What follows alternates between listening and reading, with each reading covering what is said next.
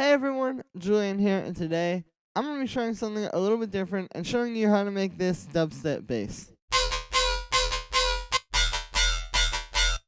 And you can get the tutorial from this project for free in the description, so make sure to check that out. It's the top link, you can't miss it.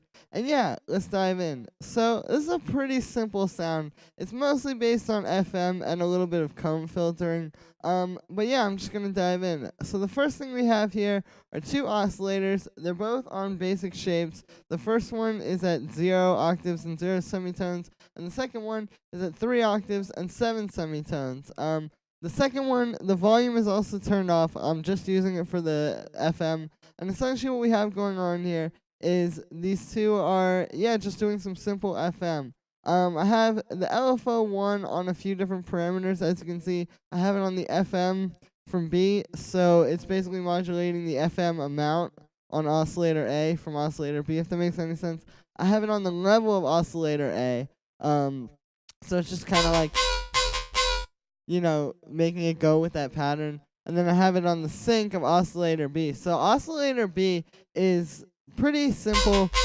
It's just about having it up these 3 octaves and then the 7 semitones to get that kind of like nice harmonic thing going on with the FM. And then the sync as well kind of accentuates that.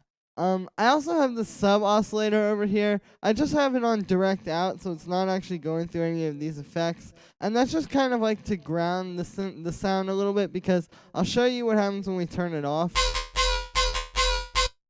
It's not that bad, but you kind of just get this like sort of midsy sound that's kind of like harsh a little bit. So I like having the sub on there just to kind of help ground it. The only other thing that's really going on here on this tab is this comb filter, which, as you can hear, is just kind of on the sound. I don't have it being modulated at all. But, fun fact, when you play with this comb filter, you actually, on different notes, kind of get different sounds. Like, I'll sort of go down the keyboard and show you.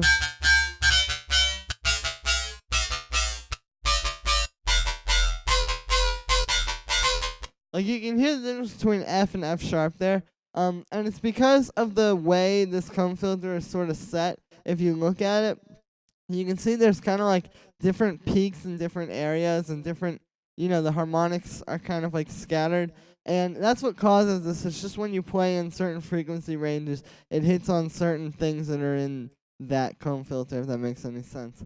As far as the effects tab goes, it's pretty simple. All I really have is this delay and this EQ. And so what this delay is doing is essentially I have the BPM syncing turned off. I have it on ping pong mode, so it's stereo. And then I have these linked. And if you see, I have the left and right set to very short times. So basically what that's doing is it's helping to beef up the stereo image.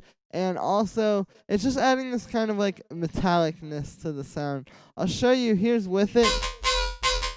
And then here's without it. So it's very, very subtle. If I turn up the mix, you'll hear it. It's like that kind of part of the sound. It's just a very subtle way to add a little bit of metallicness to your sound.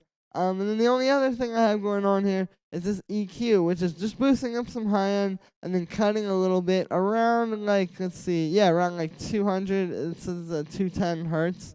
So yeah, again, just kind of like some simple stuff, but I'll show you. You can hear without it, it's a little muddy sounding.